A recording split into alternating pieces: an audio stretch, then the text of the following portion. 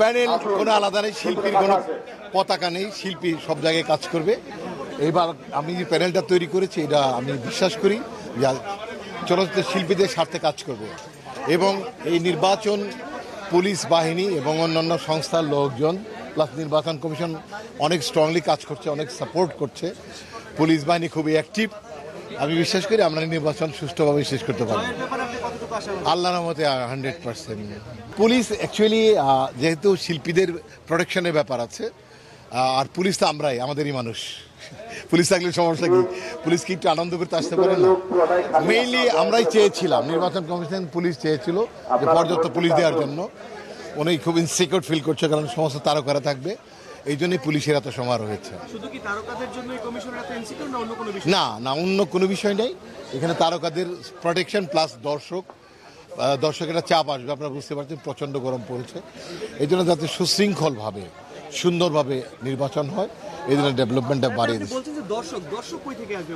দর্শক বাইরে আছে, যেখানে প্রোটেকশন দিয়ে গেট ভেঙে ঢুকে পড়বে। তাহলে ভেতরে কম আছে, ভেতরে অত পুলিশ নেই যা আপনারা বলছেন।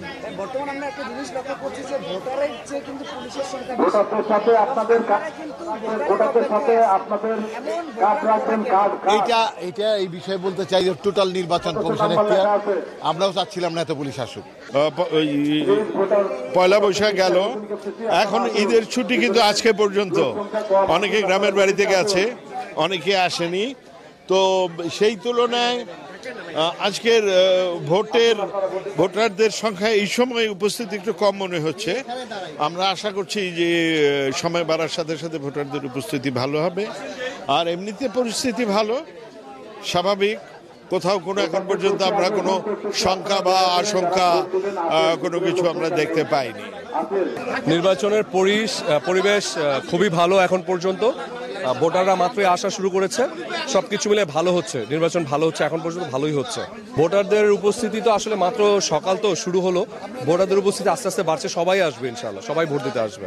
যেমনটি শুনছিলেন, আসলে কিন্তু এই যে বিভিন্ন যে ভোটারগুলো রয়েছে সেই ভোটাররা কিন্তু আসছেন এবং তারা তাদের দুটি প্যানেলের যে রয়েছেন, আমরা যদি আপনারা দেখাতে চাই যে মিশা সওদাগর ডিপজল পরিষদ এবং মাহমুদ কলি এবং নিপুণ আক্তার পরিষদ, এই দুটি প্যানেলের ভোট সুষ্ঠু হচ্ছে এবং তারা জয়ের ব্যাপারে উভয় পক্ষে আশাবাদী এবং সারাদিন যদি ঠিকমতো ভোট গ্রহণ চলে তবে নির্বাচন অনুষ্ঠিত হবে।